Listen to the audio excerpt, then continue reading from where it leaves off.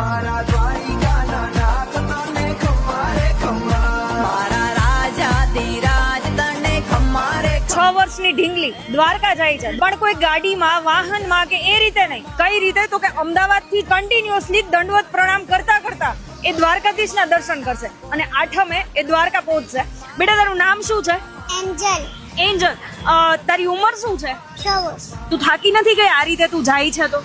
નહીં થાકી. નહીં થાકી. આજે પદયાત્રામાં નીકળી છે એને કેટલા દિવસ થયા? 1 મહિનો ને 4 દિવસ. આજે 5મો દિવસ છે અને એને મને એવું કીધું કે મારે પપ્પા દંડવત કરીને જ મારે દ્વારકાધીશને મળવા જવું છે, મારા કૃષ્ણાને, કે હું પણ કાનો છું અને એ કાનાને મારે મળવા જવું છે. તમે ત્યાંથી અહીંયા પહોંચ્યા તો રસ્તામાં લોકોનો કેવો સહયોગ?